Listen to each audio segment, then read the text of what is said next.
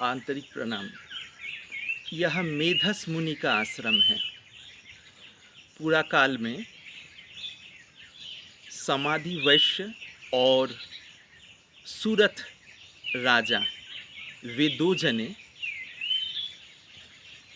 जो संसार की नश्वरता के विषय में भली भांति जानते थे, फिर भी संसार के सुख भोग तथा विषय के प्रति उनकी मन की आसक्ति नहीं जा रही थी। इस कारण से आंतरिक रूप से व्याकुल होकर वे दो जने इस आश्रम में यानी मेधस मुनि के आश्रम में आए थे और मानसिक स्थिति मुनिवर के पास में व्यक्त किए। ये सुनकर मुनिवर उन दोनों के आगे जगदम्बा भगवती माँ दुर्गा की उपासना विधि, उनके मनोदशा की तरफ ध्यान रखते हुए और मानव कल्याण की तरफ ध्यान रखते हुए व्यक्त किए। उसी जगह से ही शुरुआत हुई श्री श्री दुर्गा सप्तशती की और इसी स्थान में प्रथम दुर्गा पूजा यानी माँ दुर्गा की पूजा की शुरुआत भी हुई थी। इसी स्थान से ये वह मेधस मुनि के आश्रम है। अभी ये आश्रम पश्चिम बंगाल में स्थित बीरभूम जिला में जयदेव केंदुली के सन्निकट यानी उसके पास में ही कई बीघे ज़मीनों के ऊपर स्थित है। करीब करीब 40-50 गाय मौजूद है। बहुत सारे संत मूर्ति यहाँ पर विराजते हैं। सब अपने अपने दिनचर्या के अनुसार सेवा में लगे हुए दिखे और प्राकृतिक परिवेश यानी वातावरण हरियाली से भरपूर आप लोग देख रहे हैं और मनोरम है।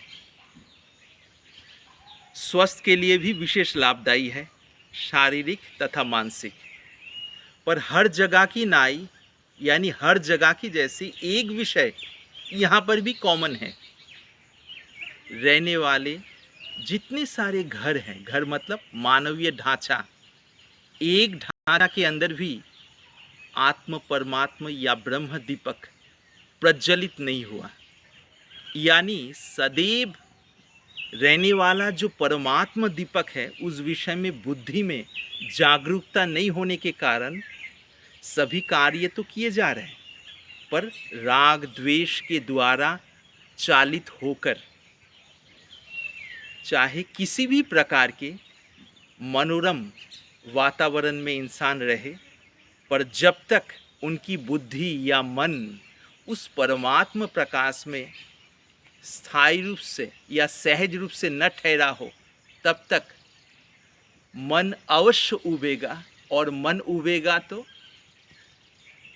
और किसी विकल्प के माध्यम से तुरंत मिलने वाला आनंद की खोज में मन अवश्य अलग अलग व्यक्ति, वस्तु, परिस्थितियां, आवेग तथा विचार में फंसेगा।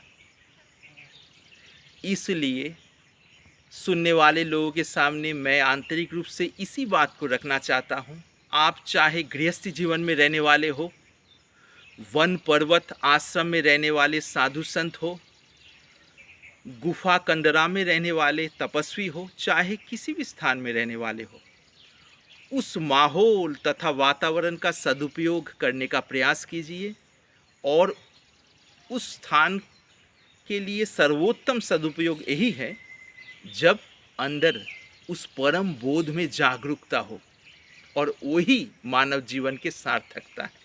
परम बोध यानी सत्य की अनुभूति, यही मेरी तरफ से आंतरिक भावना है जो आपके सामने ज्यों का त्यों रखने का प्रयास मैंने किया। आंतरिक प्रणाम के साथ।